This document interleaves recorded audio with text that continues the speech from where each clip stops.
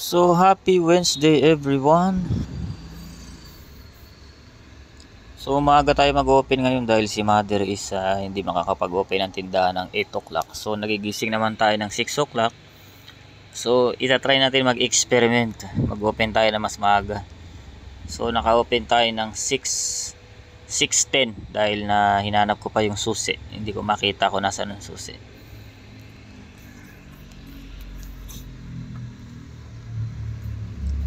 So ayun. Set up muna lahat. Okay. Bukas lahat ng ilaw sa fridge.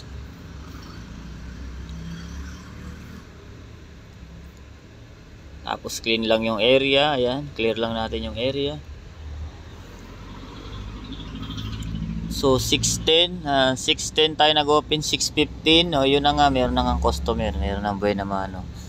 6:15 mga idol.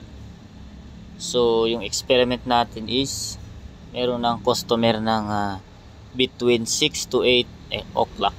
Ayan. So, hindi nga lang ganun ka busy mga idol. Hindi lang masyadong busy. Depende siguro sa araw.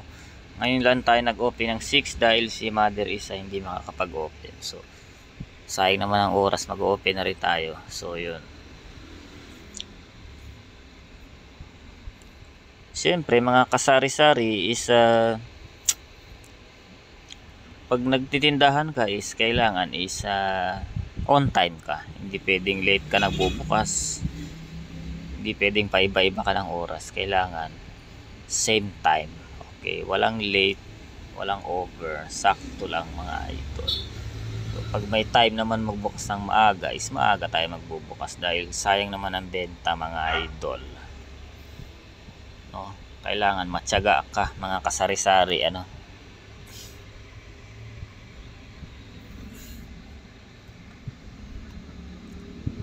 So yun, after ma-set up lahat, so yun, mag-open na nga tayo mga idol.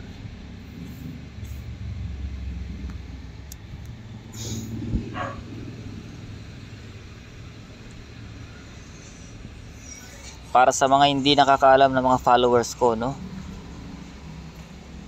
So grade 1 pa lang ako, na-try ko na magnegosyo mga idol, magtinda ng kung ano-ano para pagsuporta sa sarili ko dahil yung mother and father ko is hindi naman stable ang trabaho mga idol, hindi dire-diretso, tsaka marami pa kami magkakapatid, 7 kami magkakapatid mga idol. So kailangan na suportahan ang sarili mga idol, hindi pwedeng asa lang sa magulang, no? Ganyan dapat mga kasari-sari ano, kailangan suportahan din ang sarili mga idol. Hindi pwedeng lagi na lang parents ang mag-support sa lahat ng gastusin mga idol. So yun, working student kasi ako mga idol, hanggang sa makagraduate tayo ng college is sarili na natin ang nagpaparal natin. Then wala naman na ang ating mother and father maaga nangulila, maaga namatay mga idol dahil sa sakit na cancer mga idol. Ayan, nabondyo na sabi ni idol. Ayan. So maaga tayo nag-business mga idol. So malamang magtatanong ang mga karamihan, maaga ka nag-business, ba't hindi ka pa bilyonaryo ngayon mga idol? Hindi naman ganun kadali yun mga idol.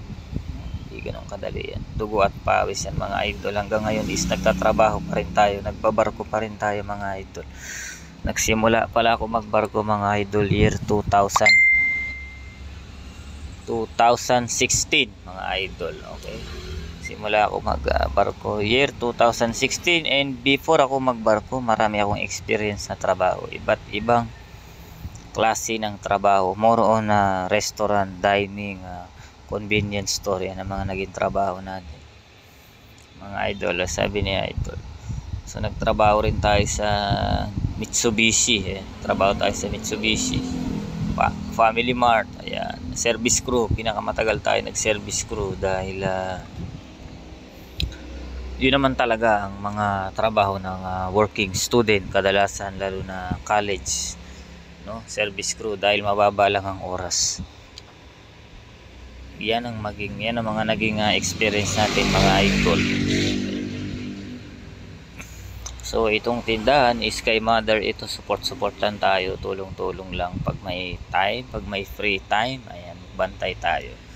Pag free naman si baby, tulog si baby, magjo-duty naman tayo dito, tutulong tayo magbantay mga idol. So thank you for watching everyone. Happy Wednesday. Panibagong araw na naman ang isusurvive natin mga idol. Sabi ni idol, shout out sa mga followers natin dyan mga idol. Looking forward tayo, going strong mga idol. Going 2,000 followers tayo sa YouTube mga idol. At sa official account naman natin is looking forward tayo sa going 5,000 followers tayo mga idol. Shout out sa mga followers dyan mga idol. Mabuhay kayong lahat. Salamat sa mga sumusuporta mga idol. Ayan, sabi ni idol. So thank you for watching. Happy Wednesday everyone. Ciao ciao.